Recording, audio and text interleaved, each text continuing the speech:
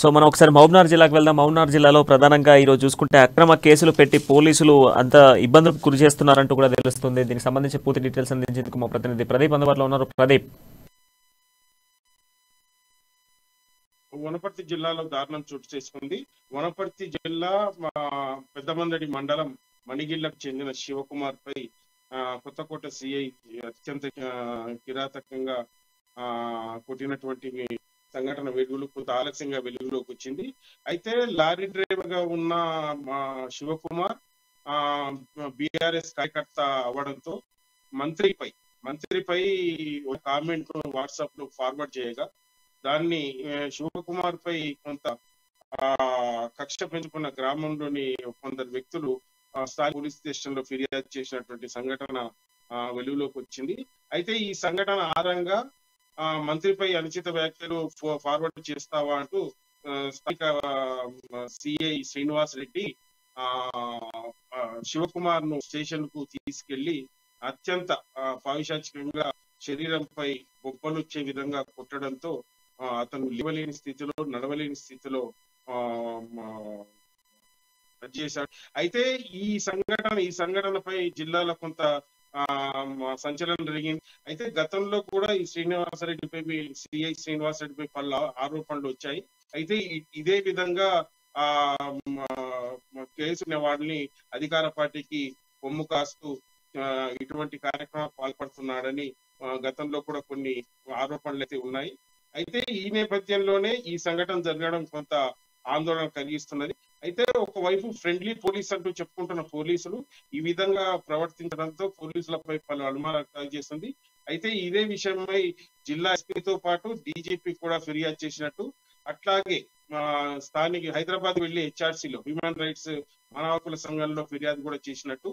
అయితే ఎస్ఐపై తక్షణమే సస్పెండ్ చేసి అతన్ని ఉద్యోగం నుంచి తొలగించాలని, అయితే అతనిపై అటెంప్ట్ టు మర్డర్ కేసు కూడా నమోదు చేయాలని డిమాండ్ చేస్తున్న పరిస్థితి. అయితే ఇదే విషయంపై పలు ప్రజా సంఘాల నాయకులు, బీసీ సంఘ నాయకులు, పార్టీలకు చెందిన నాయకులు శివకుమార్ కు మద్దతు ఇచ్చారు. అయితే ఇదే విషయమై మంత్రి కూడా స్పందించినట్టు, ఇటువంటి సంఘటన జరగడం అత్యంత బాధాకరమని, తనకు తెలియని, తనపై తాను ఈ సంఘటనలో ఎటువంటి రెఫర్ చేసినట్టు కూడా లేదని, దీనిపై బాధపడుతున్నానంటూ బాధితుడికి నచ్చజెప్పే ప్రయత్నం చేశాడు.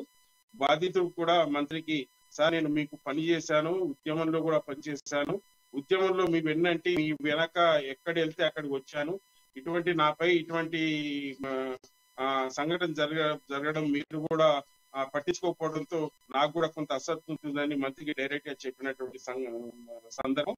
అయితే ఇదే విషయమై శ్రీనివాసరెడ్డిని సంప్రదించాలని ప్రయత్నించినా అతను అందుబాటులోకి రాకపోవడంతో కొంత అనుమానాలు అయితే వ్యక్తం చేస్తున్నాయి. మొత్తం మీద ఉమ్మడి జిల్లా వ్యాప్తంగా ఈ సంఘటన కొంత సంచలనం రేపింది. ఒకవైపు పోలీసులపై విమర్శలు ఎదుర్కొంటున్న పలు ఆరోపణలు వస్తున్న ఇటువంటి సంఘటన జరగడం పోలీసు వ్యవస్థకి మాయనవచ్చగా అనుకుంటున్నారు. అయితే ప్రజలు కూడా పోలీసులపై వ్యతిరేకంగా ఉన్నారన్నది వెలుగులోకి వస్తుంది. అయితే ఈ సంఘటన మీద శివకుమార్ ఈ పరిస్థితుల్లో అతనిపై సిఐపై తీసుకోవాలంటూ, అయితే ఇదే విషయమై గతంలో కూడా మంత్రి గారికి చెప్పినప్పటికీ పట్టించుకోకపోవడంతో తాను కొంత నిరుత్సాహానికి గురైనట్టు కూడా శివకుమార్ తెలిపారు. మొత్తం మీద సిఐపై చర్యలు తీసుకోవాలంటూ, అతన్ని సస్పెండ్ చేయాలంటూ, వెంటనే అతనికి పై నమోదు చేసి అతన్ని పై విచారణ జరపాలంటూ డిమాండ్ చేస్తున్నారు. సో ప్రదీప్, అదే విధంగా పోలీసులు ఇంత దురుసుగా ప్రవర్తించడం ఏంటి? ఒక వ్యక్తిని తీసుకెళ్లి అంత దారుణంగా చిక్కబారని చెప్తున్నారు. అసలు పోలీసుల హస్తం ఏంటి? పోలీసులు కొట్టాల్సినటువంటి అవసరం ఏమిటి? ఎఫ్ఐఆర్ ఫైల్ అయినప్పుడు ఖచ్చితంగా కోర్టుకు ప్రొడ్యూస్ చేయాలి, లేదా దానికి సంబంధించినటువంటి నేరం ఆరోపణ అయినప్పుడు శిక్ష అనుభవిస్తారు. సో పోలీసులు ఎందుకు అంతగానం కొట్టాల్సినటువంటి అవసరం ఏంటి? అయితే అధికార పార్టీకి గతంలో తొత్తులుగా పోలీసులు మారారన్న ఆరోపణలు అయితే వస్తున్నాయి ప్రణయ్. అయితే ఈ శ్రీనివాసరెడ్డి అధికార పార్టీ గతంలో కూడా అధికార పార్టీకి పనిచేసినట్టు ఆరోపణలు ఉన్నాయి.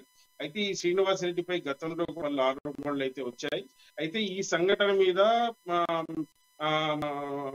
పోలీసులు స్పందించాల్సిన అవసరం అయితే ఉంది. అయితే గతంలో కూడా అతి క్రూరంగా కొట్టడం కొంత అనుమానానికి తావిస్తుంది. అతను శివకుమారు సార్ నేను ఎటువంటి తప్పు చేయలేదు, ఈ వచ్చిన దాన్ని ఫార్వర్డ్ చేశాను తప్ప నేను మంత్రికి వ్యతిరేకంగా పనిచేయదు అంటున్నా కూడా కొంచెం కూడా కనికరించలేదని, అట్లాగే కోర్టులో ప్రొడ్యూస్ చేసినప్పుడు జడ్జికి నువ్వు వ్యతిరేకంగా నాపై చెప్తావంటే నికుమపై కుటుంబ సభ్యులపై కూడా కేసు పెట్టి జైలుకు పంపిస్తానని బెదిరించాడని బాధితులు చెప్తున్న పరిస్థితి. ఇదే విషయం మీద పలు సంఘాల నాయకులు కూడా ప్రదీప్